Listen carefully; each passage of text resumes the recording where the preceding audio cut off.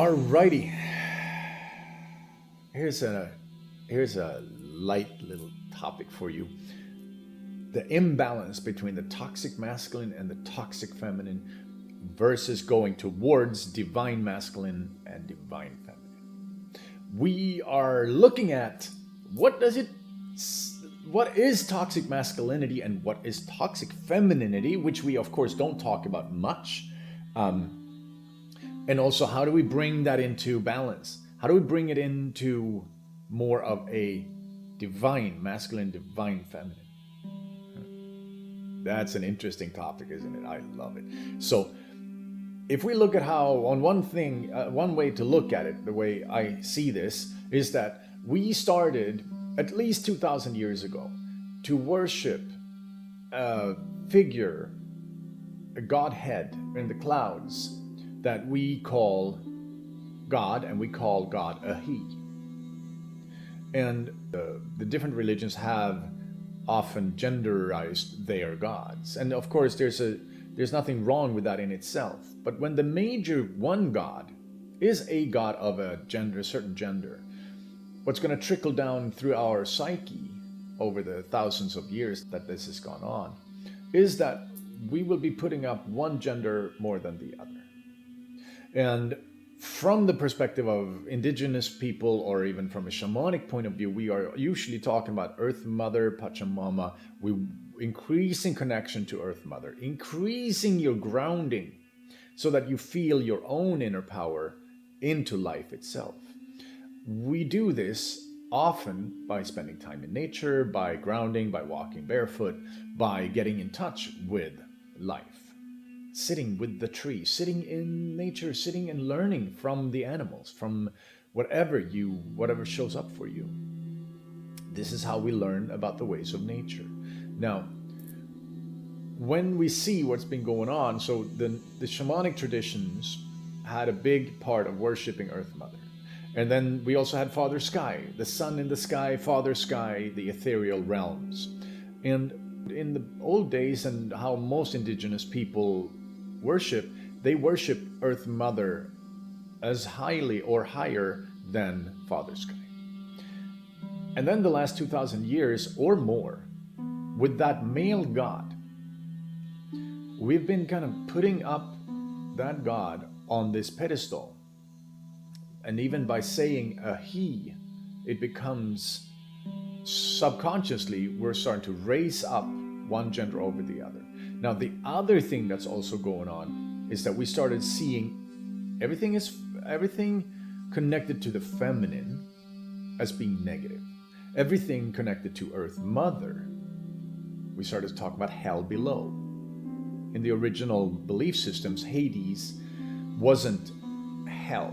Hades was where people went when they died.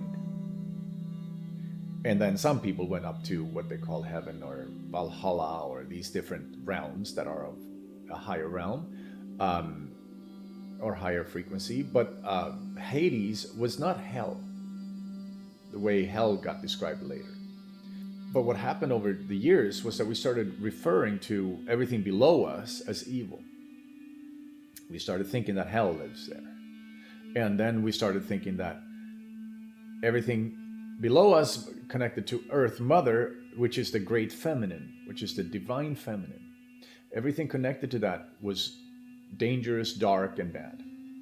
And as we started slowly grounding or thinking that way, right? Society started thinking that way, and it started growing. We also started then worshiping more and more the male while putting down the feminine. And what happens then is that we start to, all the attributes of the masculine start to be worshipped more and more. So then we start to think, oh, so order is good. Being in the box is good. Security, safety, control, that's good. And anything that's like expressive and maybe even explosive in energy and in emotions is bad. It's unstable, is not safe. And we started kind of going in this direction of everything into the box, putting it deeper and deeper into the box. And as we started then developing systems, 500-600 years ago, the kingdoms in Europe and all that started developing these feudal systems. And then we moved into modern society, and the control mechanism has gotten much stronger. The way of controlling our world has gotten really strong, right?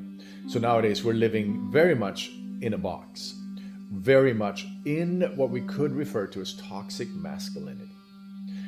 And that's the result of always worshiping the things that are logical, and not sitting with creation, sitting with creative energy, sitting with love flow, sitting with energy that's coming through. Because when we look at the masculine and the feminine creates life. In reality, we should be raising femininity and the feminine up to the sky, to the stars. Not to put the masculine down, but to put it in a proper relationship. Because right now, everything masculine is sort of raised to the stars, while everything feminine is pretty much put down.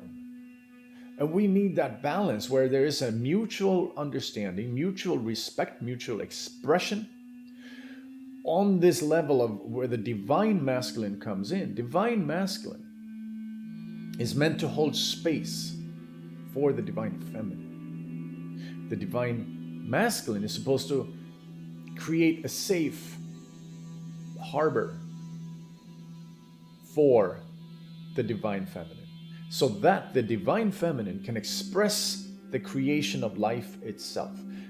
Even looking at the difference in the male and female body, the female body creates life within itself. It does need the man to spark, to ignite the flame of life itself. But it doesn't need the man after that moment, except for holding sacred space, holding safe space. And that's, of course, the original blueprint. And when we're staying in balance, when we are more healthy, like there are quite a few tribes that were able to develop this into a healthier space, where the Lakotas would be talking about honor. They would be honoring each other and themselves. And honor is, of course, the original word for honesty.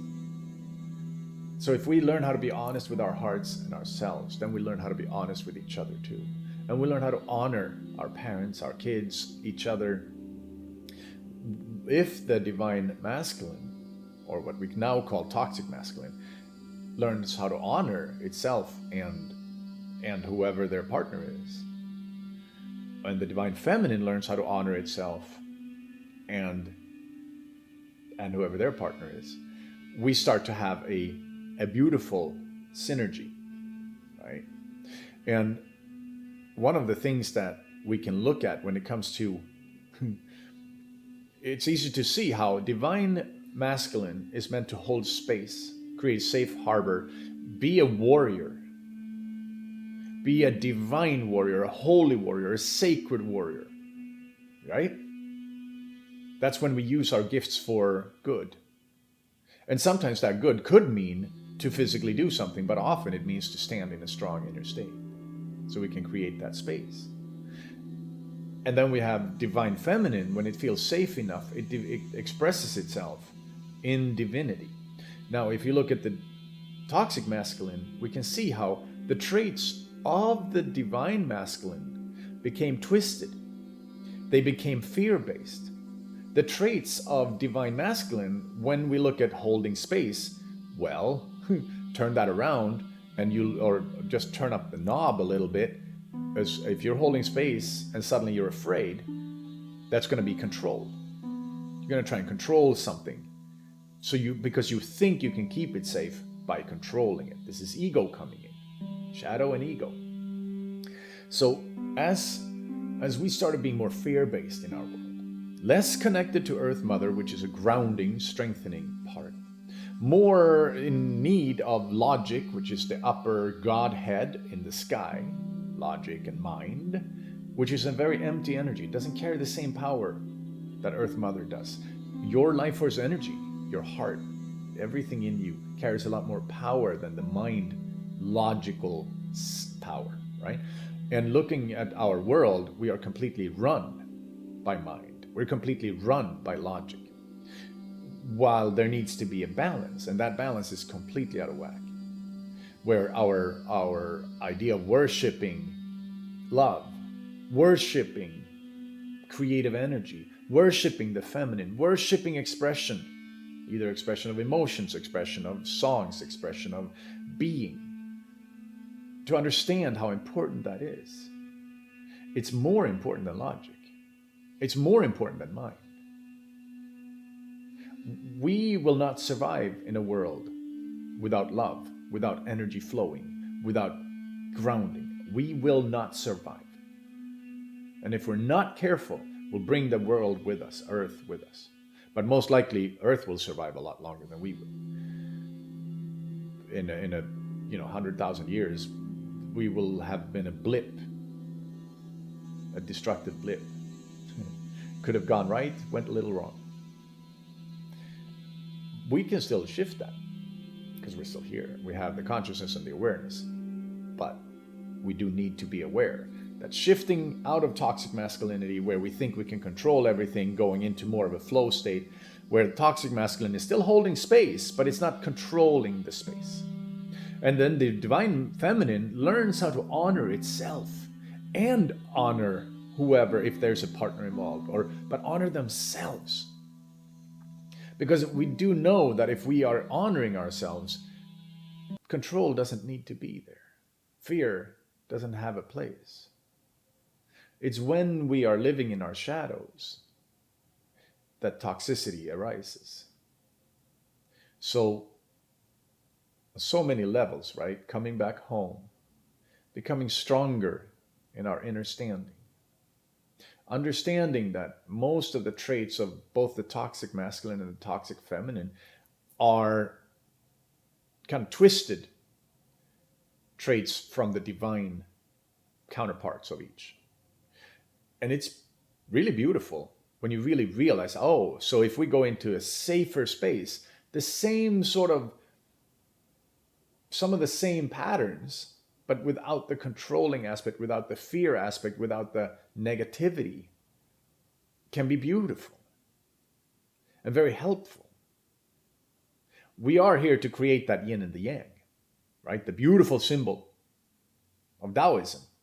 The way of the Tao cannot be described in words, right? So Taoism, it talks about the balance between the yin and the yang, the feminine and the masculine, the light and the dark. Balance. That is what we're here to create. And as we come back home, we learn more and more about that. Yes. Thank you for listening. There are coming up more videos soon. Have a wonderful day. Namaste and aho.